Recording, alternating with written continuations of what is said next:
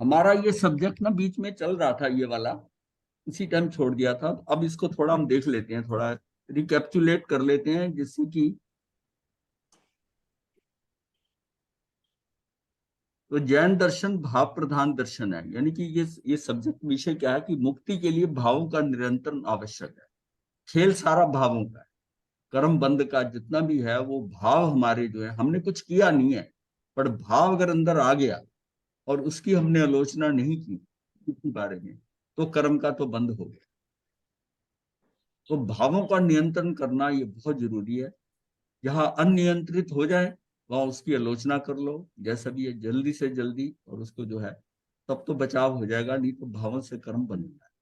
जैन दर्शन भाव प्रधान दर्शन है। इस दर्शन का आधार कार्य कारण भाव पर है कि कहीं कार्य होता है तो उसके लिए कार्य होता है, तो उसके लिए कारण होना चाहिए। कोई ना कोई कारण आता है, कारण होता है, तो उसके कारण कार्य होता है।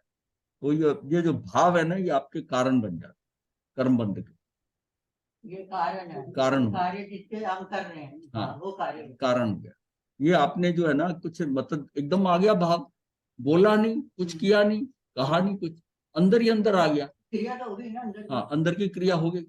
बस उसी के कारण जो है, ये जो है, ये भाव जो है ना, ये भाव प्रधान, इससे कर्म का बंध है।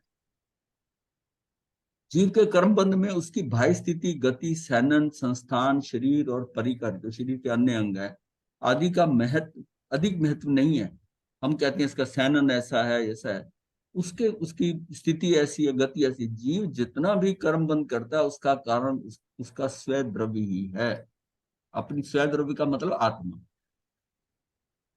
अपना ही चैतन्य जो है, अपने भाव कहाँ हो रहे हैं, भाव वहां हो रहे हैं, भाव वहां हो रहे हैं।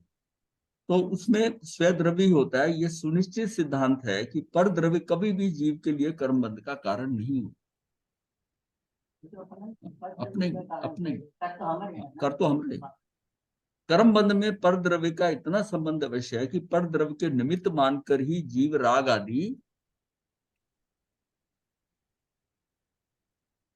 आदि भाव करता है। परंतु यह भी उतना ही सच है कि जीव के अपने भाव जैसे तैसे बनते हैं, वैसी कर्म बंध उसे होता है। जीव का स्वय द्रव्य ही उसके कर्म बंध का कारण होता है। उसके स्वयं बंध का कारण जो है जीव ही है। हाँ, तो जीव के भाव तो जीव के भाव है। जीव एक क्षण का कुटिल भाव, जीव के एक क्षण का कुटिल भाव आया, किसी को देखकर या कैसे भाव आया, उसके दीर्घ काल का कर्म बंद कराने में समर्थ होता है। उसकी दृष्टि में कुटिलता आ गई भाव में। एक तो होता है जस्ट भाव आ गया, एक भाव के साथ कुटिलता आ गई। तीव्रता नहीं, कुटिलता भी। इसको ऐसा, ये इसको मतलब ये इसकी जो कमी को देखकर उसको ठीक करने की भाव आ गया, कुटिलता आ गई। तो उसके बाद में वो फिर यह है कि वो कर्म बंद जबरदस्त कर देता, दीर्घ काल का कर्म बंद कराने में समर्थ होता है। ये यहाँ लिखा हुआ है, भाव उसके दीर्घ काल का कर्म बंद कराने में समर्थ। उसी प्रकार एक क्षण का ये क्या है, सुभाव। हाँ, स्वभाव जो है मतलब सही भाव आ गया, सुभाव। सुभाव का मतलब है कि आता है, लेकिन वो जब सुभाव तब आएगा जब वो स्वभाव में हो, स्वभाव में। उससे करोड़ों वर्षों के पाप कर्म का नाश करने में भी समर्थ हो जाता है। उसमें कर्म, कर्म तो उसमें हाँ, पाप कर्म का नाश हो जाता है। अगर आपको एक क्षण का सुभाव आ गया किसी के प्रति, सुझाव आ गया कि इसका ऐसा है, तो उसमें क्या है कि उससे करोड़ों वर्ष के पाप कर्मों का नाश करने का भी सामर्थ्य होता है। अगर आप कुछ सोचते हो कि ठीक करने के लिए या कैसा करने के लिए, वो भी उसी प्रकार एक क्षण का स्वभाव, स्वभाव जो है किसी के अच्छा भाव लेके आ रहे हो, अच्छा भाव आ रहे हो, सुभाव आ गया। सुभाव कब आएगा, जब आप आत्मा में होंगे, आत्मा में चले जाएंगे। मतलब इसको ऐसे समझे, हमने दो चीजें समझी थी, पर्याय और द्रव्य। अगर आपकी दृष्टि पर्यायार्थिक है, दो नए होते हैं, पर्यायार्थिक नए और द्रव्यार्थिक। अगर पर्याय देखते हैं हम, तो इसका मतलब है सारी वेरिएशंस को हम देख रहे हैं, हमारी दृष्टि पर्यायों से जुड़ी हुई है, ये अच्छा है, ये खराब है, ऐसा। एक द्रव्य आर्थिक नहीं होता है, द्रव्य ध्रुव होता है, उसमें ध्रुवता होती है, द्रव्य ऐसा का वैसा रहता है। मतलब अगर मैं बाहर दृष्टि देखता हूँ, अवस्थाएं हैं, पर्याय हैं, उन पर्याय में अगर मैं जाता हूँ, तो पर्याय तो वो हर समय बदल रही है। बदलने से वो फ्लक्चुएशन हो रही है आपके अंदर जो है, वो उसका क्या होगा, कि तुलनात्मक राग द्वेष भी आएंगे। और ये द्रव्य है, द्रव्य आर्थिक देश कर द्रव्य को ही अर्थ करके आप द्रव्य में ही देखते रहते हो, यू आर सेफ, आप इससे बच गए क्योंकि आपका ध्यान द्रव्य में है। द्रव्य वैसा का वैसा रहता है, द्रव्य आपका अपना है, अपना है। तो आपके अपने द्रव्य में जब रहते हो तो उसको ये समझो कि ये द्रव्य अपना है, ये ध्रुव है, इसका कुछ परिवर्तन नहीं, इसमें कुछ बदलना ही नहीं। जब इसमें कुछ फ्लक्चुएशन बदलना ही नहीं तो जो है सो है, आप आराम से टिक सकते हो। जो चीजें बदलती हैं, अब क्या है कि बाहर कोई लगा हुआ है, अगर उसमें बदलाव आता है, फ्लक्चुएशन कैसे आती है कि पिक्चर चल रही है, कई चित्र लगा हुआ आपका शायद ध्यान ना जाए, लेकिन वो ब्लिंक कर रहा है अगर, तो आपका ध्यान जाएगा कि ये ब्लिंक कर रहा है, ये बता रहा है जग बुझ रहा है, जग बुझ रहा है, तो आपका ध्यान जाएगा उसका अट्रैक्शन। ये कोई कोई ऐसी चीज है जो जग बुझ रही है, अट्रैक्शन करता है उसमें। अवस्थाएं बदल रही है, जहां अवस्था बदलेगी वहां आपका अटेंशन चली जाए। तो ये हमारी दृष्टि ना पर्याय दृष्टि है, हम अवस्थाओं को देख रहे हैं, पर्याय को देख रहे हैं, हम उसके बाहर के आकार को देख रहे हैं। द्रव्य पर्यायात्मक जब है या हाँ, वो है। अब पर्याय जो थी ना, पर्याय क्या होता है, वो उसका विशेष है, द्रव्य उसका सामान्य है। द्रव्य समान का मतलब सोना सोना ही रहेगा। अगर मेरा ध्यान सोने पे है तो मैं देखता हूं ये कितना भारी कमाई, मतलब सोना है। और अगर जिसका डिजाइन के ऊपर ध्यान है वो विशेष हो गया, उसकी दृष्टि पर्याय दृष्टि है, उसको सोना नहीं नजर आ रहा, ये लेटेस्ट डिजाइन नहीं है, वो पर्याय के अंदर जा रहा है। तो उसको फिर पुराना है, उसको पुराने डिजाइन से द्वेष होगा, नए से राग होगा, नहीं होगा, नए से राग होगा। और अगर वो सामान्य को देख रहा है एक ही जगह, तो हमारा द्रव्य तो सामान्य है, वो तो सोने की तरह है। तो हम अगर जितना ज्यादा से ज्यादा हम उसमें रहेंगे, अंदर रहेंगे, अपने द्रव्य के साथ रहेंगे जो हमेशा ध्रुव है, तो आपकी ध्रुवता बनी रहेगी। और अगर आप पर्याय दृष्टि रखते हो तो उसमें तो बदलाव है, जो खुद ही अस्थिर है आप में स्थिरता लाएगा, अस्थिरता लाएगा। उसको अस्थिरता भी रोकनी पड़ती है, अस्थिरता भी रोकनी पड़ती है। सम्यक दृष्टि जीव है ना, वो बुद्धि पूर्वक उसको पता है ये क्या है। सम्यक दृष्टि को इतना ज्ञान हम कह रहे हैं कि सम्यक ज्ञान हो गया, तो वो बुद्धि पूर्वक जो है कोई कार्य नहीं करेगा। अब बुद्धि पूर्वक मतलब है जो उसके कर्मों में पड़ा वो शायद आ जाए, लेकिन बुद्धि पूर्वक कार्य नहीं करता, इसलिए हम कहते हैं वो कर्म बंद नहीं करता। हाँ, पर उसकी सबसे बड़ी प्रॉब्लम क्या है, उसमें अस्थिरता है अभी। जब तक वो पूर्णता नहीं पहुंचा शायक की, शायक से ऊपर, उसमें अंदर क्या है, उसको सारी लड़ाई क्या करना पड़ती है, अस्थिरता को भी अपने को बचाना पड़ता है, अस्थिर नहीं हो। उसका मेन मकसद क्या है कि अस्थिर ना हो कभी। जब जब अगर उस अस्थिरता में आगे बढ़ जाता है कहीं पर, तो उसका समय दर्शन आगे भी चला जाता है, अस्थिरता हो जाती है। तो इसका मतलब है कि सबसे बड़ा क्या है कि अस्थिर नहीं होना अपने, तो जहां टिक जाना है किसी चीज के ऊपर, वो टिकने के लिए बेस्ट क्या है, आत्मा। आत्मा तो अपनी अपने द्रव्य में आ जाओ, तो द्रव्य में आ जाओगे, कोई काम नहीं होगा।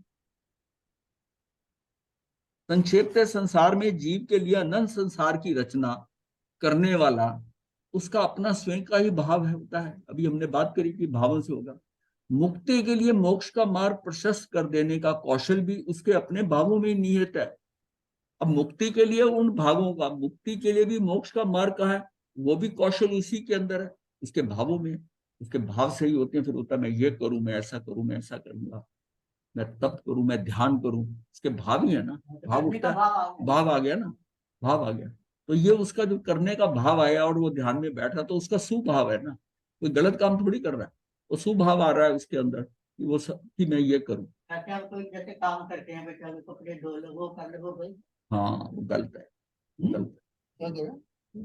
कपड़े धोने, ये करना, घर का काम करना, उसको आत्मा के हिसाब से, तो वो तो पर्याय दृष्टि हो गई ना, आपकी पर्याय में जा रहे हो, द्रव्य तो अपना देख नहीं रहे। तो वो करना पड़ता है, आज धोने कपड़े भाव आता है ना। पढ़ते की बात अलग है, पर आप जो कहोगे कि उससे कर्म बंद होता है, तो मैं वहां हूं। आप उसको जरूरी समझ रहे हो, वो तो कह रहे कुछ मत कर, ये तो आप जरूरी कह रहे हो ना। भाई दिगंबर संत है, उसको क्या करना पड़ता है, कपड़े कहाँ पहने, नहीं मतलब समझो ना, वो क्यों दिगंबर हुआ, वो दिगंबर ऐसे हुआ, दिगंबर भी कैसा, जैसे पैदा होता हुआ बच्चा, जिसका कोई परिग्रह नहीं, कुछ नहीं है, उसको अबोध, उसको कुछ पता नहीं है, जो हो रहा ठीक हो रहा है।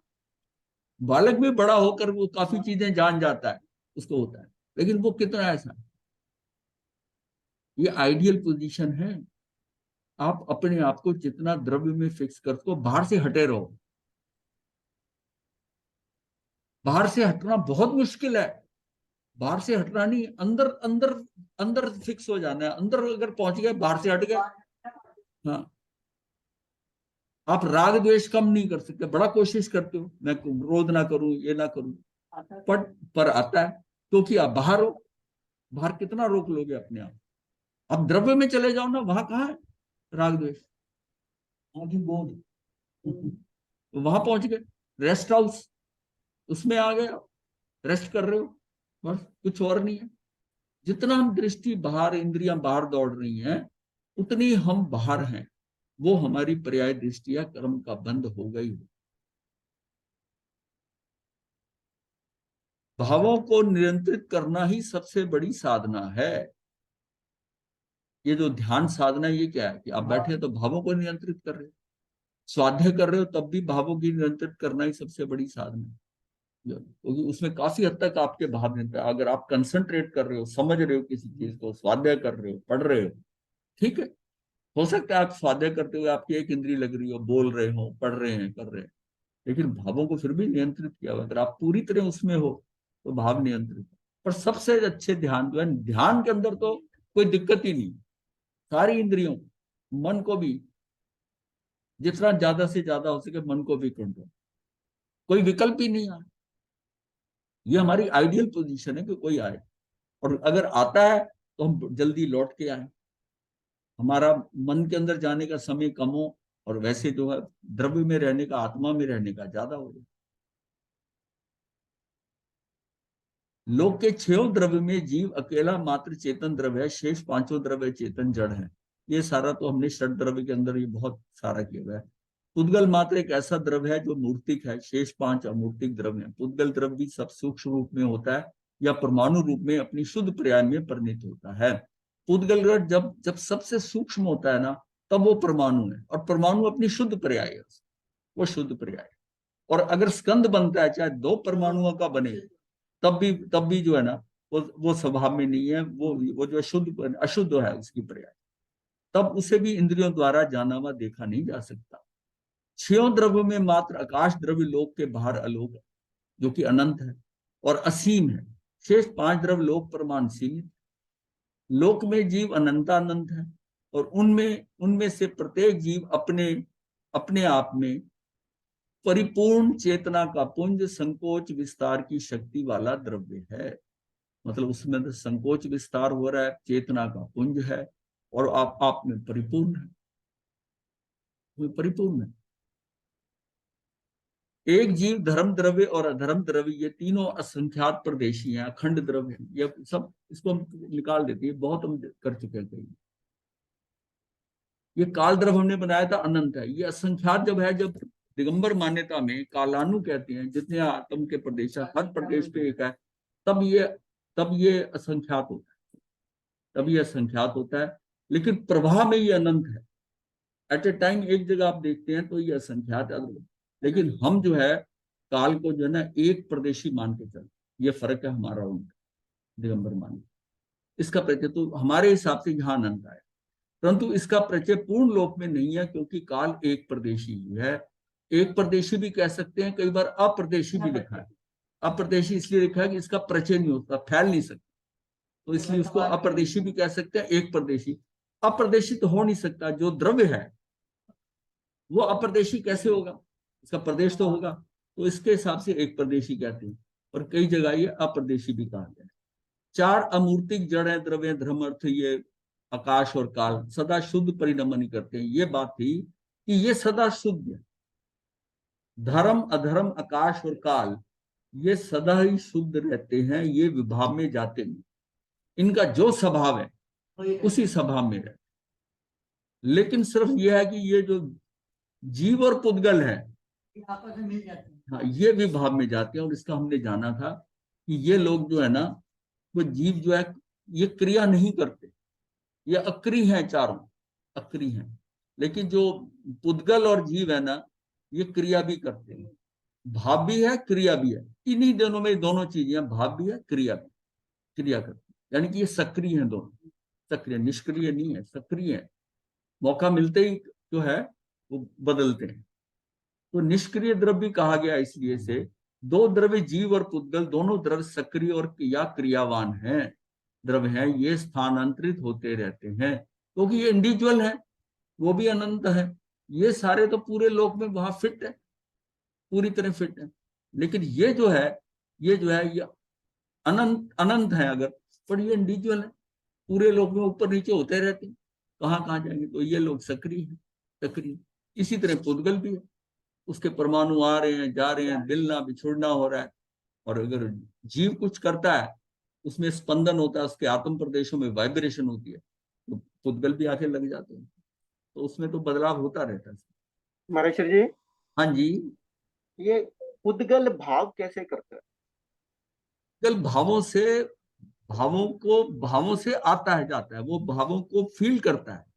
अब आपने जो भाव किया, कर्म कैसे बंद हो जाएगा आपका भाव से? आपके भाव करने से आपके आत्म प्रदेश आंदोलित हुए, चलायमान हुए, और उसी से ही वो आ जाता। इसको पर वो भाववंत, इसको भाव नहीं करता मतलब। अभी आ जाएगा, अभी आ जाएगा यूं पर ही। जीव द्रव्य तो अनादि काल से संसार से शुद्ध दिशा में पुद्गल द्रव्य से प्रभावित ही पाया जाता है। अपने पुरुषार्थ के बल पर एक बार पुद्गलों के संग से अर्थात कर्मों और शरीर आदि के बंधनों से सर्वथा मुक्त हो जाने पर जीव शुद्ध हो जाता है। ऐसा जीव जन्म मरण और सुख दुख के चक्कर से सदा के लिए छूट जाता है, यानी मोक्ष में चला जाता है। और एक बार शुद्ध हुआ जीव फिर कभी अशुद्ध नहीं। रीजन यह है कि इसके ऊपर अशुद्धता लग नहीं सकती। अभी जो अशुद्धता लग रही है, क्योंकि उसमें अशुद्धता है और उसमें स्पर्श गुण है, कर्म उसके साथ हैं, कार्बन वर्गना उसके साथ लगी हुई है। नवीन कर्म जो है उस कार्बन वर्गना के साथ आके लगे जा रहे हैं, वो उसके साथ बंध रहे हैं, बंध रहे हैं। मान लिया वो सारे कार्बन निकल, तो किसके साथ लगेगा कर्म? नहीं लगेगा, कोई कर्म नहीं लगेगा उसको, क्योंकि आत्मा के साथ स्पर्श गुण है ही नहीं। तो ये तो जो पड़े हुए कर्म है उसी के कारण हो रहे हैं, उसके द्वारा हो रहे हैं, वो ही उसी में आकर वो लगते हैं। समझे ना मेरी बात? जीव की शुद्ध परिणति सदा के लिए सुनिश्चित हो जाती है, किंतु पुद्गल बार बार शुद्ध से शुद्ध, शुद्ध से पुद्गल शुद्ध से अशुद्ध होता है, शुद्ध होता है फिर अशुद्ध होता है। पुद्गल शुद्ध कैसे होगा? वो अलग हो गया, अकेला हो गया, परमाणु हो गया, शुद्ध है, फिर आगे जुड़ गया, स्कंद बन गया, शुद्ध हो गया। अनेक परमाणुओं का मिलकर एक हो जाना पुद्गल की अशुद्ध दशा कहलाती है, और परमाणु का केवल एक परमाणु रूप रहना उसकी शुद्ध दशा कहलाती है। शुद्ध पुद्गल या परमाणु को इंद्रियों के माध्यम से देखा जाना नहीं जा सकता। जीव एवं पुद्गल इन दो द्रव्यों की विकारी या शुद्ध परिणमन का नाम संसार है। ये सारा जो तामझाम जो बना हुआ है, ये क्या है? ये पुद्गलों का क्या है? ये अशुद्ध अवस्था है, अशुद्ध अवस्था है, अशुद्ध अवस्था है, इसलिए हम देख रहे हैं।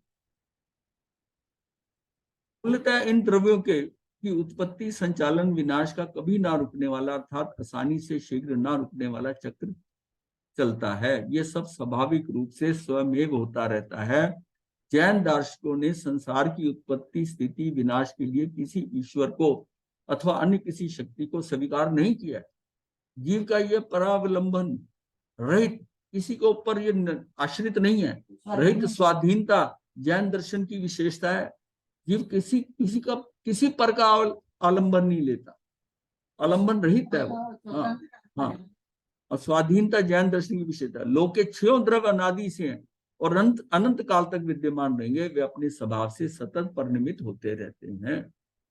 परिणमन जो हो रहा है, चाहे स्वभाव में हो चाहे विभाव में हो, परिणमन तो होगा ही। किंतु उनमें दो द्रव्य जीव और पुद्गल विभाव परिणमन भी करते हैं। बिना पर के निमित्त के विभाव परिणमन नहीं होता। सभी द्रव्यों में प्रति समय उत्पत्ति और विनाश होते हुए भी उनकी सत्ता कभी नष्ट नहीं होती। सभी द्रव्यों में प्रति समय उत्पत्ति विनाश होते हुए भी उनकी सत्ता, उत्पाद वे हो रहा है, लेकिन ध्रुवता भी है, ध्रुवता, उनकी सत्ता कभी नष्ट नहीं होती। द्रव्यों का ये सतत परिणमन ही उनका भाव है और भाव ही परिणाम है। इस प्रकार सभी चेतन और चेतन द्रव्य भाववंत अर्थात भावों से प्रभावित होते हैं। ये हीरालाल जी, ये पॉइंट यहां पर है। इस प्रकार सभी चेतन और चेतन द्रव्य भाववंत अर्थात भावों से प्रभावित होते हैं। अब वो भाव करता, ये नहीं कर, पुद्गल नहीं करता भाव, माना, लेकिन भाव से प्रभावित होता है, भाव से प्रभावित होता है। जीव जो है भाव करता भी है, प्रभावित भी होता है, प्रभावित भी होता है, ये दोनों करता है, लेकिन वो जो है सिर्फ प्रभावित हो जाता है जीव से, अदरवाइज वो हमारे साथ आकर कैसे जुड़ेंगे। मैं कहता हूं सिर्फ मैं भाव कर रहा हूं और मेरा कर्म बंद हो रहा है, ये कैसे हो गया? कर्म बंद तो तभी होगा ना कि पुद्गल चल के आएगा, कार्बन वर्ग ना चल के आएगी, जो आसपास है मेरे, वो मेरी उस भावों को ही देख के आके लग जाएगी। जब भगवान ने कहा कि तुमने कुछ नहीं किया, तुमने कुछ नहीं किया, ना बोले ना काया हिलाई, कुछ सिर्फ भाव किया, सिर्फ भाव किया और कर्म बंद हो गया, इसका मतलब वो भावों से आ जाता है। हाँ, अध्यवसाय भी कहते हैं, हाँ अध्यवसाय भी कहते हैं, हाँ अध्यवसाय भाव है, अध्यवसाय भी कहते हैं, अध्यवसाय है, अध्यवसाय भी होता है, एक अनध्यवसाय भी होता है, वो विपरीत विपरीत जिसे कहते हैं, दोनों होते हैं। अध्यवसाय का मतलब, महाराज साहब, हाँ जी, महाराज साहब, एक थोड़ा सा प्रश्न है इसके हाँ ऊपर। बोलो बोलो बोलो बोलो। महाराज साहब, कभी कभी ऐसा महसूस होता है जैसे कि मंदिर जाते हैं, कहीं अच्छी शुद्ध जगह जाते हैं, तो हाँ वहां पर भाव बड़े अच्छे रहते हैं, और कभी हाँ अगर गलत ऐसी जगह जाते हैं जहां पर हाँ भाव खराब होते हैं, तो हाँ वातावरण का भी प्रभाव पड़ता है हाँ कि वहां हाँ, पुद्गल बहुत होता है। मैं कह रहा हूँ, आप अच्छे अच्छे भावों वाले व्यक्ति के पास जाकर बैठ गए, गुरुओं के पास जाकर बैठे, संत के पास जाकर बैठ गए, मैंने कई बार बताया है कि आपके व्हाइट सेल बढ़ जाते हैं। आपके व्हाइट सेल है, वो जो परि उपासना से जीव को क्या लाभ होता है, उसका मतलब क्या है कि वहां जाकर उनकी परि उपासना करने से शुरू हो जाता है काम। ज्ञान विज्ञान को सारा जाना था आपने, वो सारा लिया था डिटेल में। ये आत्मदृष्टा जी भी कई बार बात करते हैं इसकी। तो ये सारा क्या है कि ये 10 के 10 पॉइंट हैं जो अल्टीमेटली मुक्ति के लिए आते, पर शुरू कहां से होता है? परि उपासना। मतलब आपकी कंपनी क्या है, किस जगह आप बैठते हो, कैसे हो, कैसी विचारधारा बन रही है, इतनी विचारों की प्रभाव, मतलब कितना इम्पैक्ट होता है कि आप हरियाणा में रहने लगे, अब देखोगे कोई शब्द जो है ना हरियाणा की बोली के आपके आगे, आपने सीखे नहीं है, आपके आगे, आपका वो ढंग, वैसा कल्चर डेवलप हो गया। वो किसने प्रभावित किया? वहां के एटमोसफियर, वहां के एटमोसफियर। ये हर एक, मतलब वातावरण का इतना इफेक्ट है। जिस वातावरण में सेब उग सकता है, उसको कहीं ले जाओ, साउथ में मद्रास में ले जाके पौधा लगा दो, क्या सेब उगेगा? उसको वातावरण चाहिए वो, और वातावरण से हम प्रभावित होते हैं। हमारे शीत, अब कश्मीरी मिलता है, नाक बड़ा तीखा, और असम से लोग आते हैं, उनका नाक दबा हुआ होता है। अब जो यहाँ से चला जाए व्यक्ति, कश्मीरी को वहां भेज दो, 3 जनरेशन के बाद उसका नाक जो है ना वो भी चपटा होना शुरू हो जाए, क्योंकि वहां वहां का एटमोसफियर। अगर ये फिक्स है तभी हम करिए, तभी हम देख के पहचान जाते ना, ये फलाने इलाके से तो नहीं, उसकी बोली से, उसका कहाँ पड़ा कैसा, उसकी बोली से पता चल जाता है कि उस जगह को बिलोंग कर, तो काफी हद तक करेक्ट होते हैं ये कहाँ का व्यक्ति है। ये आपके एक्सपीरियंस पे डिपेंड करता है। इसका मतलब जो वातावरण आसपास है, जिस स्थिति में हम रह रहे हैं, वो प्रभावित कर रहे हैं।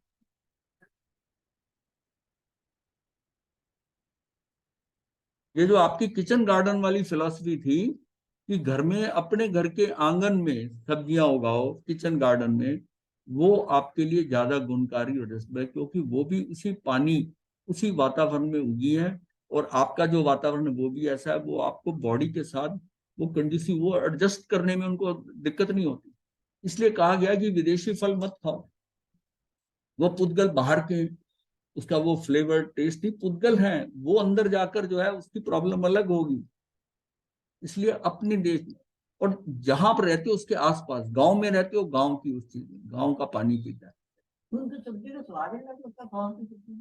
मतलब पानी का फर्क है ना। अब पानी में कुछ मिलाया तो नहीं है, रसायन से तो पानी वही है, लेकिन भावात्मक पानी चेंज है। कुएं का पानी अलग है। अब जो दिगंबर संत है वो कुएं के पानी से अपना भोजन बनता है, कुएं के पानी से करेंगे, शुद्ध कुएं। मिलावट नहीं है ना, हाँ, कुएं का पानी है, वो वाइब्रेशन से इफेक्ट नहीं होता। और ये जो पाइपलाइन का पानी आता है, ये बड़ी वाइब्रेशन से इफेक्ट होता है। और सबसे बड़ी बात है कि जल की पाइपलाइन और मल की पाइपलाइन डिपार्टमेंट है, वो साथ साथ होती है। और उसका भाव मतलब उसका प्रभाव रहता है। और बरसात के दिनों में तो वैसे भी कांटेक्ट में आ जाते हैं, कई बार गंदा पानी आ जाता है। तो ये सारी चीजें ना, मतलब हर चीज का अपना प्रभाव है, हर चीज का। तो इस प्रकार सभी चेतन अचेतन, मतलब आप ये चीजों को ना बड़ी सूक्ष्मता समझें कि ये भाव जो है ना कहाँ उपजते हैं। जिस प्रकार समुद्र का स्वभाव निस्तरंगता, यानी शांत सीधा बिना किसी तरंग के होता है। स्वभाव क्या, पानी का स्वभाव क्या, किसी बर्तन गिलास में पानी रख दो तो बिल्कुल ठीक रहेगा, नहीं। परंतु वायु के वेग से उसमें तरंगें उठती रहती हैं, समुद्र कभी शांत नहीं रह पाता। इसी प्रकार आत्मा में चेतना की निस्तरंग अवस्था उसका स्वभाव है। आत्मा भी कुछ, आत्मा में कोई वाइब्रेशन, कुछ चेतना, परंतु कर्म के अनवरत उदय प्रभाव के कारण अब क्या है उसमें, जैसे किसी तालाब में होता है, पत्थर फेंकते रहो तो उसमें वो लहरें, गोल गोल लहरें बनती रहेंगी, और फेंकते जाओगे तो लहरें बनती रहेंगी। यहाँ कर्म है, यहाँ कर्म उदय में आ रहे हैं, तो ये उस हाँ, तो वैसे जब उनका टाइम आ रहा है, वो उठ रहे हैं, उनकी स्थिति के अनुसार और अनुभाग के अनुसार उसमें वाइब्रेशन आएंगी। वाइब्रेशन आएंगी तो तब आपकी आत्मा वो भी तरंगवत हो रही है, आत्मा भी तरंग में आ रही है। पूरी तरह निस्तरंग शांत परिणति कभी हो ही नहीं पाती। जैसे तरंगे वायु के निमित्त से उठती हैं पर वायु में नहीं उठती। लाइन जो है, तरंगे वायु के निमित्त से उठती हैं पर वायु में नहीं उठती। तरंगे लहरें सदा जल में उठती हैं, जली तरंगों का उपादान द्रव्य होता है। उसी प्रकार कर्मों के निमित्त से होने वाले चेतना के ये सारे भाव कर्मों से नहीं होते, जीव की चेतना ही उनका उपादान है। कहाँ होता सब, जो लहरें उठ रही है वो समुद्र में उठ रही है ना। हाँ, तो वो इफेक्ट कहाँ कर रहा है, जीव की चेतना ही उनका उपादान है। वही इन भावों में ढल जाती है, वही ढल जाती है। कर्म आते हैं, कर्म के अनुसार जो है चेतना थोड़ी सी उससे जुड़े जुड़े तो वैसी हो गया काम, उसमें तरंगे आ गई, आत्मा में तरंगे आ गई, इन भावों में ढल जाती है। सभी भावों का उपादान कारण आत्मा या जीव की चेतना ही है। अब यहाँ एक पॉइंट और आता है, वो समझने का है कि हम ये कहते हैं कि देखिए भाव कौन करता है। भाव तो करता है, अगर मान लिया जो राग द्वेष के भाव है कौन करता है, आत्मा करती है। और फिर हम कहते हैं कि राग द्वेष मैं करता नहीं। यही कहा जाता है ना कि कर्म का बंध जीव नहीं करता, राग द्वेष जीव नहीं करता। निश्चय से तो यही है ना, लेकिन करता कौन है, भाव करता कौन है, आत्मा ही करती है ना। पर उस समय वो स्वभाव में नहीं है, वो भाव में गई ना, तो वो आत्मा अपनी ओरिजिनल वाली नहीं है। हमारी आत्मा नहीं कर रही है, वो विभाव में गई कर रही है। और एक बात है, अगर जिसमें कुछ चीज हो रही हो, उग रही हो, वो उसकी नहीं होती, ये जरूरी नहीं है। जल में काई आती है, जल में काई आ गई, पानी खड़ा काई आ गई, काई जल तो नहीं है, जल नहीं है ना, जल। तो इसका मतलब क्या हुआ कि जल में उसका होना ये सिद्ध नहीं करता कि ये जल है, जल ने किया है। बिल्कुल इसको समझने के लिए कि ये जो उसमें हो रहा है, आत्मा में हो रहा है, ये उसके कारण नहीं है, ये विभाव के कारण है। काई उसमें पानी में आ गई तो वो क्या जल हो गई, वो जल से तो अलग ही है ना, जल से अलग है। आप ये नहीं कह सकते कि जल है। इसका मतलब किसी चीज का किसी में आकर होना ये सिद्ध नहीं करता कि ये इसने किया है। तो महाराज जी इसका ये समझना ठीक रहेगा कि आत्मा विभाव में गई, कर्म बंधन किया और फिर स्वभाव में आ गई, हाँ तो जो बस, कर्म बंधन हुआ वो एक अलग में पुद्गल बन जाएंगे। हाँ वो कर्म बंध गए और आत्मा तो अपने वो अलग स्वभाव में आ पुद्गल गई। बन जाएंगे, उद्गल कार्बन नहीं, शरीर बन जाएगा वो बस। हाँ वो कार्बन शरीर हो गया ना। वो समझ वो गया। वो उधर चले गए, बंध गए। और आत्मा, अच्छा आपको क्रोध करा तो उस टाइम आप कहते हैं हम बेहोश थे, पता नहीं हम क्या बोल गए, गुस्से में आ गए। बेहोशी में आ गए, तो आप विभाव में गए। कर्म ऐसा उदय में आया कि आपको निमित्त ऐसा मिला, उस निमित्त ने कुछ ऐसी बात कह दी, आप क्रोधित होकर स्वभाव से हट गए, उसको दो चार बातें सुना दी, हो सकता है लड़ाई भी हो जाती है, बोल के कुछ कह दिया या भाव अंदर कर लिया, आप डिस्टर्ब तो हो गए ना। किसके कारण हुए? उस निमित्त के कारण। पर थोड़ी देर बाद जब आप स्वभाव में आते हो, आप रियलाइज करते हो अब कहने की क्या जरूरत थी अपने को, मैं शांत रहता तो ठीक था। अब आप स्वभाव में आ गए, अब आपका ज्ञान आपको बता रहा है स्वभाव में, और आप भी विभाव में गए थे। उस टाइम आपकी मति को क्या हो गया था? तो आप विभाव में थे, आप तो विभाव में महाराज थे। जी, इन कर्मों का जब उदय होगा तो वो उसको सहना भी, इसका मतलब पुद्गल शरीर को ही होगा। आत्मा तो करते सहन नहीं करेगी जब स्वभाव में होगी तो। नहीं नहीं, सहन शक्ति आपको ही करनी है। तो जब हाँ आप हाँ स्वभाव में आ हाँ, गए आपने तो आपने उससे हिरा अगर कर्म उदय आप होते हैं। मतलब औदिक औदिक जैसे कर्म का उदय आ रहा है, वैसा आप निष्पन्न नहीं कर रहे, उसके साथ जैसा वो कराना चाहता है आप कर नहीं रहे, तो आपका हाँ, कर्म बंद नहीं होगा, आप विभाव में नहीं स- जाओगे। यही समझ साधना है कि समझ स्थितियां गया। बदलेंगी, निमित्त आएंगे, राग द्वेष की स्थिति बनेगी, पर आपने राग द्वेष नहीं किया। समझ गया। तो इसके लिए आपको बताया था कि आपने रिएक्टिव नहीं होना, आपने समझ प्रोएक्टिव होना है। अगर आप रिएक्टिव होते हो तो आपका बस नहीं है, आप फिसल गए, आप रिएक्टिव हो गए, सिचुएशन आई, हाँ, और आई, और उसी समय ही आप जो है एकदम उद्दीपन हो गया, उबल पड़े। ये जो टाइम है ना, अब क्या है, इंडिविजुअल में कहाँ डिपेंड करता है, किसको कितनी देर में बाद स्वभाव आए। एक व्यक्ति है वो लड़ता रहता है आधा घंटा 15 मिनट, और फिर बाद में सोचता है। एक को जैसे ही वो वहां से अपनी स्थिति से हटा, और उसी समय उसको रियलाइज हो जाता है, और वो कहता है हटो, चलो भाई माफ करो, अच्छा ठीक, वो उसे रियलाइज कर गया। ये उसका टाइमिंग जो है विभाग में जाने का टाइमिंग बहुत कम है, जा रहा है लेकिन वैसे ही रियलाइज कर रहा रह नहीं सकता इंसान, अब गुस्से में कितने देर रह सकता है, आकर क्रोध नहीं रह है, पर सकता। फिर भी लंबा चलता भी है। वो जो विभाग में है, विभाग में लंबा भी चलता है, लेकिन एक स्वभाव में भी आ जाता है। पर सदा नहीं रह सकता विभाग में, सदा नहीं रह सकता। तो भाव में ये उसकी आत्मा की निर्बलता है कि जितना जल्दी रिस्पॉन्स आता है, विभाव से स्वभाव में पलटता है, जितनी जल्दी पलटता है, उसकी मतलब उसकी आत्मा की निर्बलता है। वो तो स्टिमुलाई, उसको स्टिमुलेट होता है, एकदम एकदम भड़कता है, भड़क पड़ता है, लेकिन उसी समय रियलाइज करता है कि छोड़ो पड़ गया। ये जो है ना, ये चीज, ये इसका धीरे धीरे सेल्फ कंट्रोल बढ़ेगा, और फिर वो स्थिति आ जाए जो वीतरागता की होती है, वो फर्क ही नहीं पड़ता, वो गाली दे दी, मारा, कुछ करा, वो उसका विचार ही नहीं उठ रहा, ऐसा स्थिति है।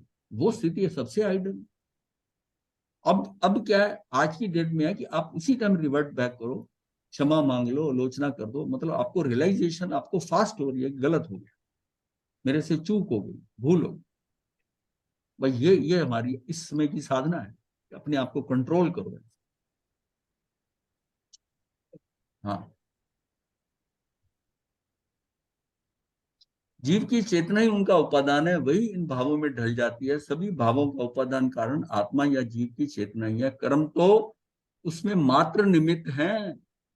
हम दोष दे देते हैं कि कर्मों के कर्म, कि मेरे कर्म उदय आए, मुझे आ गया, पर हाँ, कर्म तो उसमें मात्र निमित्त है। इसलिए इन भावों को जीव का स्व तत्व कहा गया है।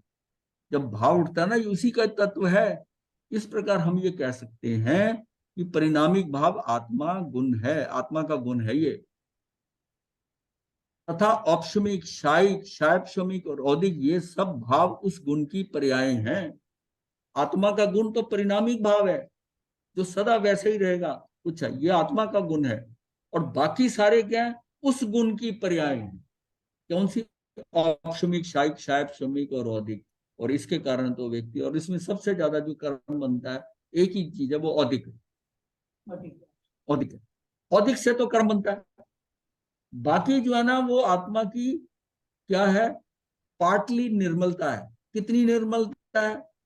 उपशम करने की कैपेसिटी है तो सारा दबा देगा, क्षय या तो क्षय कर देगा, तब हो जाएगा।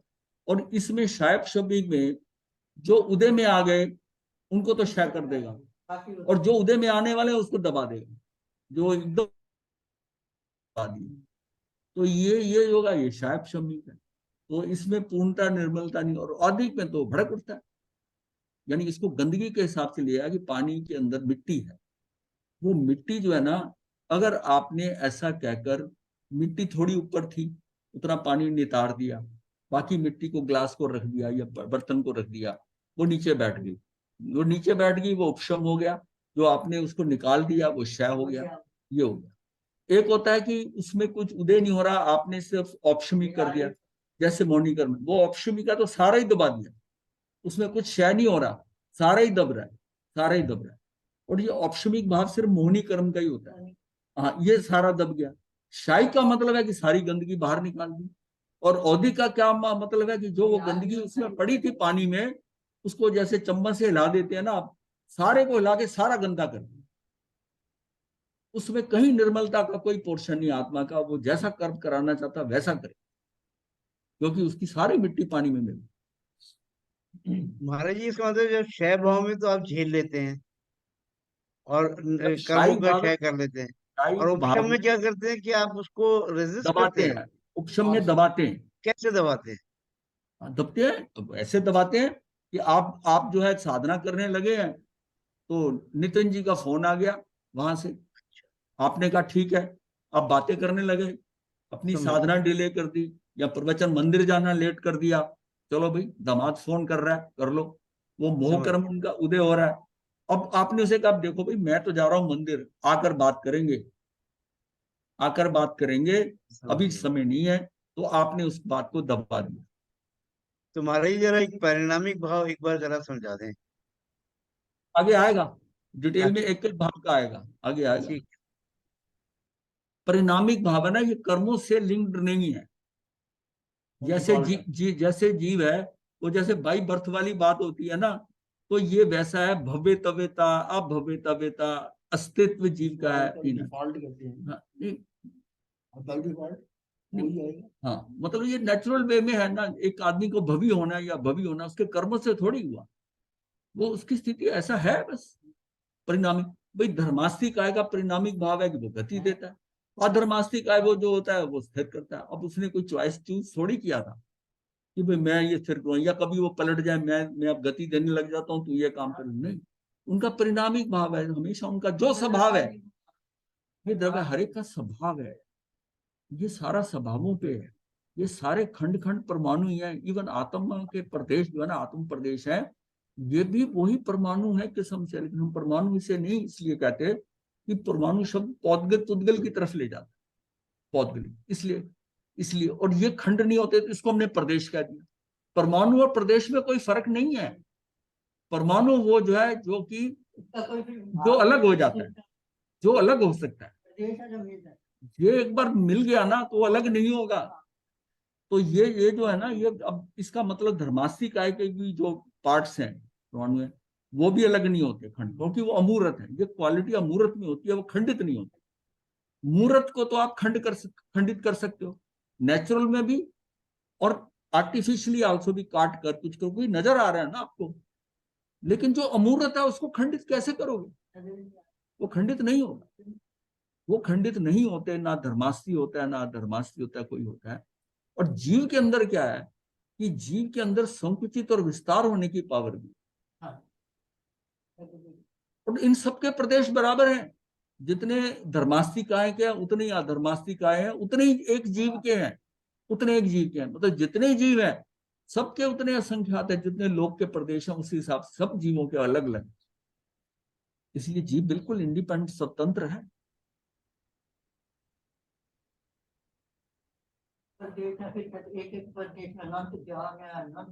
हाँ, यही तो इसकी खूबी है। आत्म के एक एक प्रदेश के अंदर ये संख्यात है, पर ज्ञान अनंत है। तो ज्ञान अनंत है, अदरवाइज एक में एक एक होता तो संख्यात ही होता ना। अनंत ज्ञान है। अनंत ज्ञान का मतलब है कि एक एक खंड के अंदर, एक एक उसमें प्रदेश के अंदर अनंत ज्ञान है, अनंत ज्ञान।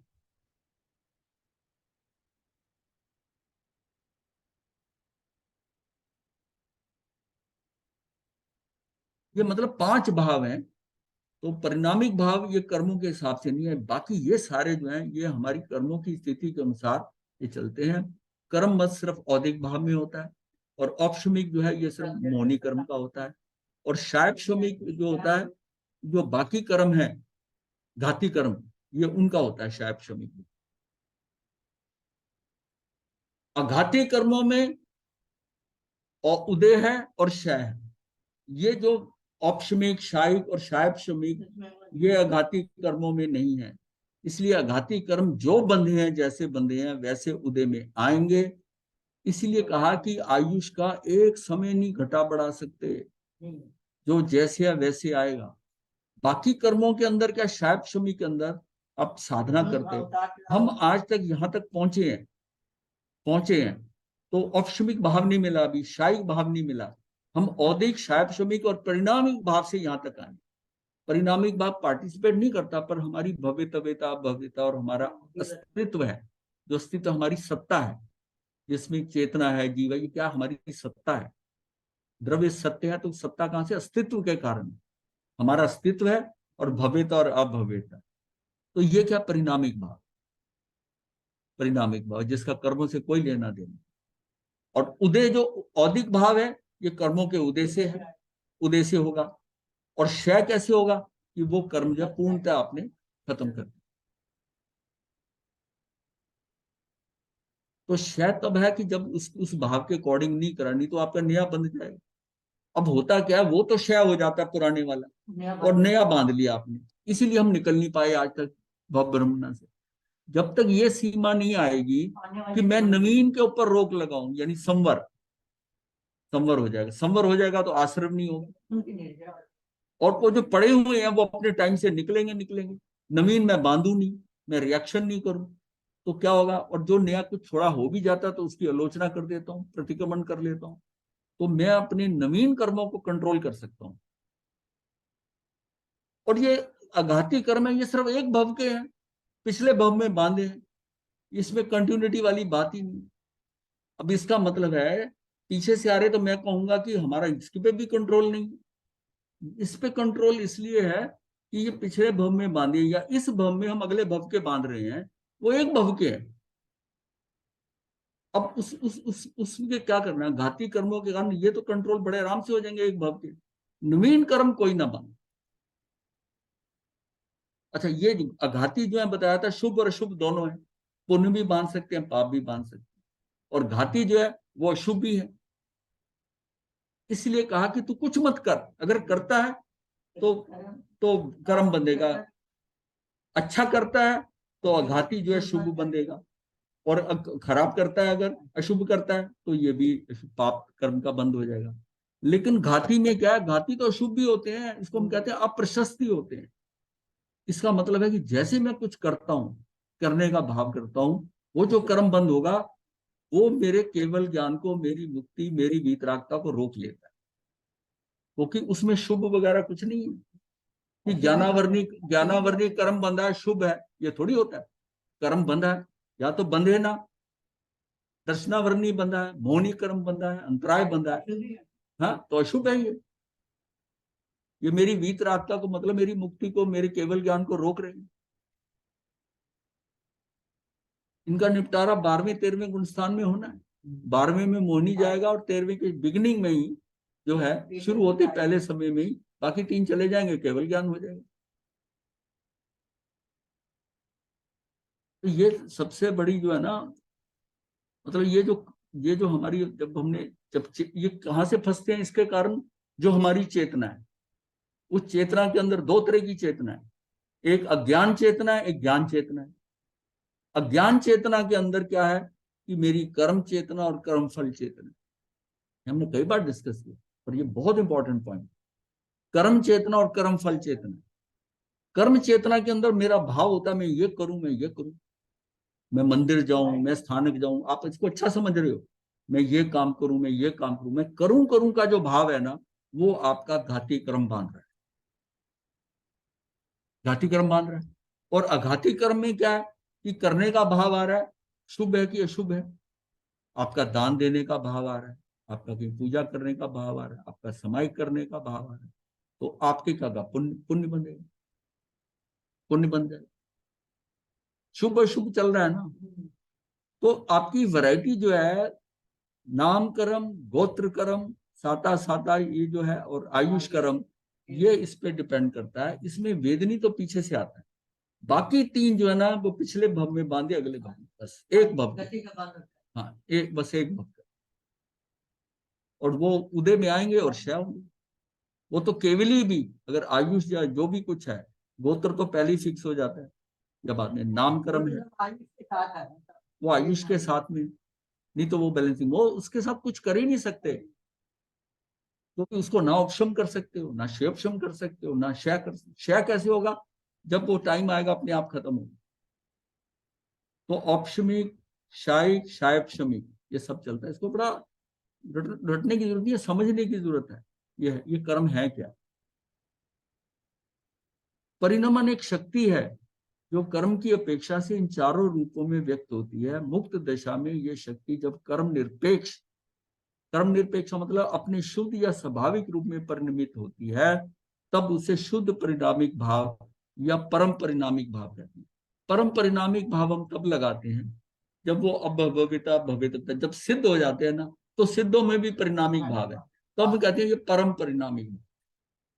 यहां पर भी संसारस्थ है तब भी उसका परिणामिक भाव है, और सिद्ध हो जाता है तो वहां भी शायिक भी रहेगा। वहां पर दो भाव है, शायिक भी रहेगा, परिणामिक भी रहेगा। तो वो जो पारिणामिक है वो परम परिणामिक हो गया। उसमें क्या है, वो भवितव्यता अभव्यता वो खत्म हो गया, सिर्फ अस्तित्व वाला पोर्शन रह जाएगा, अस्तित्व रह जाएगा। अब उसको जो भविता भविता से उसने जीवन काट लिया, अब उसने कहाँ पैदा होना है, क्या होना है, भवितव्यता भविता खत्म। अब क्या करना है, अस्तित्व रहेगा। तो महाराज जी इसका अर्थ तो ये हुआ कि अगर कोई भी हम कार्य करना चाहें, शुभ या अशुभ, तो एक हाँ, बार तो भावना करनी पड़ेगी, विभाव आना पड़ेगा, तो कर्म बंधन तो होंगे। कर्म बंधा जहां करने का, वही मैं कह रहा हूं ना, कर्म चेतना, आपको चेतना, वो अंदर की चेतना है ना, वो करने का। एक आदमी बड़ी धीरे से करता है, एक इतनी तेजी से करता है, हाँ, समझ। जैसे सुना तेजी से करता है, उसके उसका प्रकृति बन, प्रदेश बन तेज होगा संख्या, क्योंकि वो योग उसके तीव्र हो गए। जैसी बात सुनी वो भाग कर, ये कर वो कर दो, ऐसा तेजी से करता है। एक होता है बड़ी सहज से करता है, कुलता से करता है, आराम से करता है, समतल भाव। सोच के करता है, समभाव से करता है। देखिए कर्म तो उसके क्या होगा, उसका स्थिति बंध और अनुभाग बहुत हल्का बंधेगा, अच्छा। सहजता से कर, कर्म तो बंधेगा। देखिए यहाँ बिना कर्म किए तो आप संसार में रह नहीं सकते। कर्म कर रहे हैं तो आप बड़ी सहजता से कर रहे हैं। जब हम कहते हैं ना कि सरल हो जाओ, सहज हो जाओ, सजग हो जाओ, उसका मतलब यह है कि ये स्थिरता आ जाए आप में। कर्म आपके बंधेंगे, वो इतने बनेंगे, एक भव, दो भव, या उसी भव में, या तीन भव, इससे ज्यादा की स्थिति उसमें आएगी नहीं। बाधा काल भी कम होगा। कर्म बंधा आपने, आप विवेक से चल रहे हैं, सजग है, सब कुछ है, हल्के कर्म बन रहे हैं। और जो पीछे आपका स्टॉक पड़ा हुआ है कर्मों का, घाती कर्मों का, वो पता नहीं 4 5 6 भव तक जाना है या 3 तक जाना है। तो आपने ये जो कर्म बांधे हैं, नवीन कर्म है, ये भी उसी टाइम पीरियड में खत्म हो जाएंगे। मान लिया अब आपने तेजी से बांधा, और आपके जो पीछे बड़े हैं वो तो 5 7 भव में खत्म हो जाए, और ये जो बांधा है ये 25 50 तक जाके खत्म हो, उसका बाधा काल, तो तब आप फंस गए, तब फंस गए। तो ये सारी चीजें बड़ी कॉम्प्लेक्स हैं। अब जैसे महाविद्या की बात करते हैं, सब कहते हैं वहां जाने। अगर आपकी आत्मा की पूरी निर्मलता हो गई है, मतलब आपकी अच्छी पोजीशन है सब करने, आप महाविद्या में जाते हो, वो लंबी आयु मिलती पूर्वों में, और उसमें आप निर्मल हो, तो आपको उतना लंबा समय मिलता है जो हमें यहाँ नहीं मिलता भर क्षेत्र में। तो धीरे धीरे आप प्रोग्रेस करते करते करते तभी वहां से सिद्ध होते रहते हैं। इसलिए कि भाई किसी ने अपने स्पीड से हल्का भी किया तब भी उसके कर्म सारे निकल गए, नए बांधे नहीं ज्यादा, पुराने वाले निकलते निकलते निकल गए। और अगर वहां का जो खराब आदमी है, तो उसकी लंबी भाई आयु। चौथा ही आ रहा है ना, तो हमारे यहाँ जो चौथे आरे में था, यहाँ क्या नहीं हुआ चौथे आरे में। यह अच्छे लोग ज्यादा थे पर खराब वाले भी तो थे, वो एलिमेंट तो रहता है ना। और वहां उसको, उस खराब आदमी को इतनी लंबी आयु मिल जाए, वो कितने कर्म बांधेगा, ढेर बांध देगा, इतना ढेर बांध देगा। वहां जाने का भाव तब करो, यहाँ निर्मलता ले आओ, ऐसे शुद्ध हो जाओ आप कि वहां आपका आपकी मर्जी से तो जाना नहीं, पर आप में शुद्धता है तो अपने आप वहां पहुंचोगे, अपने आप पहुंचोगे, अपने आप पहुंचोगे। तो सारी बात यह है कि हम अपने अंदर स्थिरता लाएं, शुद्धता लाएं, और उसके लिए वही चीज है, सरल हो जाओ, सहज हो जाओ, सजग हो जाओ, तो जीवन सुलभ है, मुक्ति का मार्ग सुलभ है। पर ये तीन नहीं हो रहे तो फिर कैसे होगा? कुछ नहीं होगा। नवीन पुराने निकालोगे, नवीन बन गए थे, रिएक्शन का। छोटा सा कर्म आया, किसी ने गाली दी आपको, क्योंकि आप इतनी गर्मी खा गए, इतना लड़ाई कर ली, ये कर लिया, वो कर लिया, आपने लंबा चौड़ा कर्म बांध लिया, वो गया इतना सा और माल इतना आ गया। जब वो घुटने पर ये कितना घाटे का सौदा है। मतलब कर्मों के लिए ना बनिया बनो, मतलब ये सोचो ना, घाटे का सौदा नहीं करना है। पुराना जा रहा है ठीक है, मुझे नहीं नया बांधना। भाई तुम्हारा क्या घट जाएगा? अगर मान लिया जो है ये जो सारा चलता है, बाहर का रिश्ता जो सारा चलता है, वो सब शरीरों का है, आप शरीर हो नहीं। ये समझ के जब ये सोचोगे ना, इसने मुझे गाली दी, अरे तुझे नहीं दी है, तेरे पड़ोसी को दी है। अब पड़ोसी को गाली देता रहे, तुझे क्या फर्क पड़ता है? ये शरीर तेरा पड़ोसी है। जब तू इस शरीर को अपना समझ रहा है, तब तो तू फंसेगा ही फंसेगा, तब तो तू फंसेगा ही फंसेगा।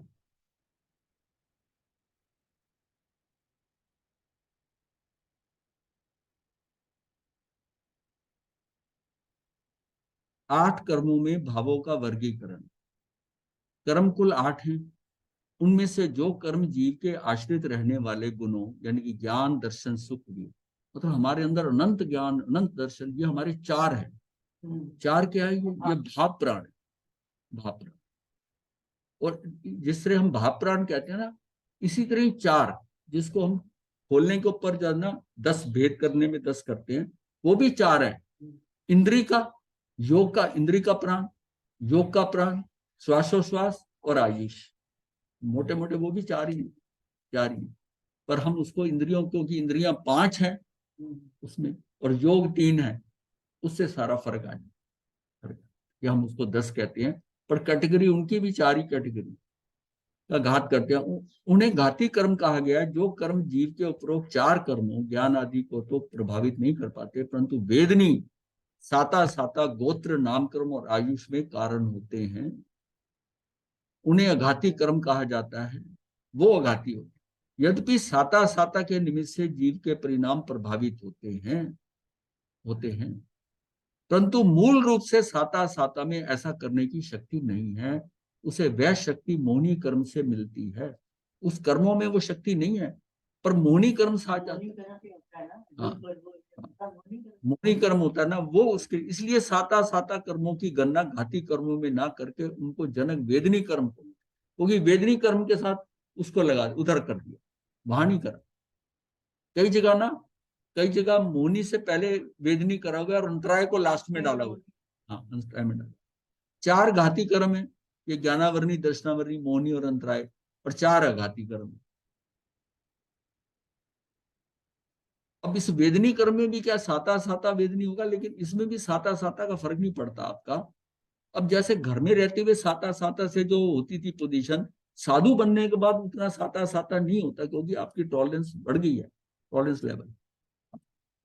और घर में तो बड़ा इंटॉलरेंट, कुछ भी बात हुई तो आदमी क्या करता है, यहाँ आने के बाद होता है ठीक है, क्योंकि यहाँ अधिकारों की सीमा होगी। घर में क्या अधिकार भाव रहता है, इसने ऐसा गलत कर दिया, इसने कहा मेरे कहने से नहीं किया, ऐसा नहीं कर। यहाँ क्या, किसी का क्या अधिकार है? मिलजुल के रह रहे हैं तो ठीक है भाई, किसी का क्या, किसी ने आपका कुछ कर दिया तो ठीक है, नहीं भी करा तो आपको क्या है? घर में करके देखे कोई आपका ना करे तो, आपकी पत्नी आपको भोजन ना दे आने के ऊपर, देखो जी।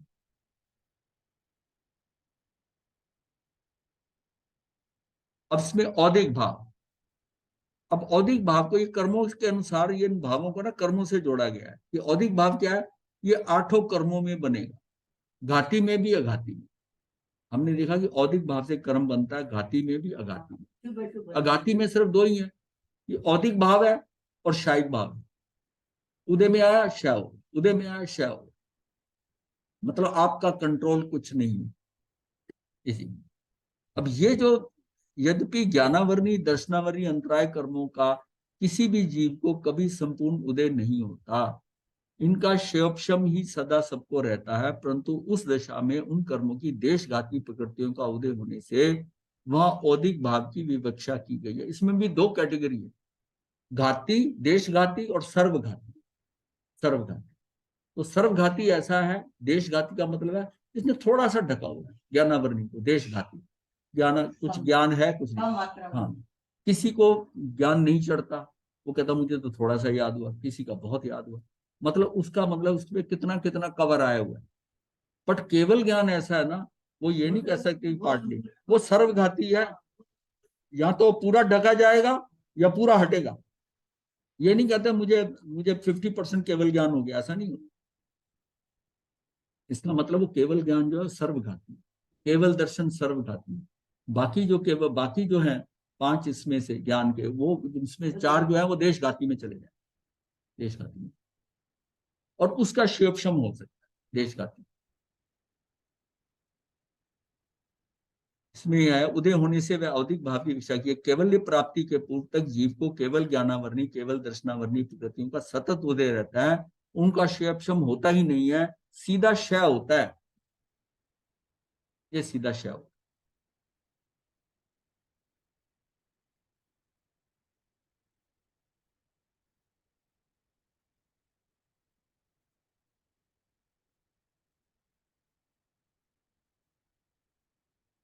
औपशमिक भाव है यहाँ पर। उससे अगला सिर्फ मोहनी कर्म में बनेगा, सिर्फ एक ही कर्म है, मोहनी कर्म का उपशम हो सकता है, मोहनी कर्म, अन्य किसी कर्म का उपशम नहीं होता। उपशम सम्यक्त समस्त भवों में 5 बार से अधिक बार नहीं आ सकता, एक भव में 2 बार से अधिक नहीं। ये सारा खेल जो उपशम कब आता है? इसका क्या अर्थ हुआ महाराज जी? हैं? ये जो लास्ट की जो 2 लाइन पड़ी है, उपशम समय समस्त भाव हाँ, में 5 बार से अधिक नहीं मतलब आता हुआ। टोटल आपको सारे जीवन में 5 बार मतलब चांस मिलता है। उपशम जो होता है ना, 5 बार आएगा, उसमें 5 बार आएगा, लेकिन उसमें जो होगा भव के हिसाब से 4 भव में ही होगा, कि एक भव ऐसा होगा क्योंकि 5 भाव आया तो उस भव में आप मुक्त हो ही जाओगे, मतलब सम्यक दर्शन हो ही जाएगा। तो 5वें में ये 2 बार हो सकता है, एक बार हो सकता है कि एक बार होने के बाद आप फिर गिर जाओ और फिर उठो और फिर हो जाओ, फिर बाद में, इसलिए एक भव में 2 बार से अधिक नहीं होता। इसका मतलब टोटल 5 बार होता है, इसका मतलब सारे भव तो 4 ही रह गए ना। ये 4 बार है ना, ये तो स्टार्टिंग पॉइंट है ना। शायद क्षमिक तो हो सकता है सम्यक के लिए, वो तो गिरते मतलब उसी टाइम हो सकता है, तो कई बार हो सकता है। तो ये जो है ना उपशम सम्यक जो है, ये ओरिजिनल जहां से फर्स्ट टाइम सम्यक आता है उस समय ये होता है, उसमें स्थिति बनती है, हमको एक बेनिफिट दिया जाता है उपशम करके, कि तू कर्म से थोड़ा निर्मल हो गया है पर तू कर नहीं पा रहा, तुझे थोड़े समय के लिए तेरा मौनी कर्म को रोक दे, अंतराल, उतना पीरियड आपको मिलता है। जिसको ज्यादा पीरियड मिलता है वो निकल जाता है, जिसका कम होता है वो अपनी उसकी पोजीशन पर है, और उस दौरान पर उसको औपशमिक सम्यक दर्शन होता है। फिर वो उससे गिरता है, उपशम से गिरेगा या 2 से गिरेगा, 3 से गिरेगा।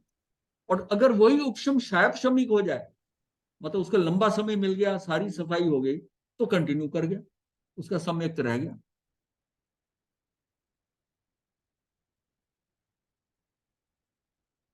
इसको और डिटेल में बाद में ले लेंगे, अभी तो आप इसको भावों को समझिए, और टाइम हो गया है अब इसके बाद आगे जो है ना, हाँ।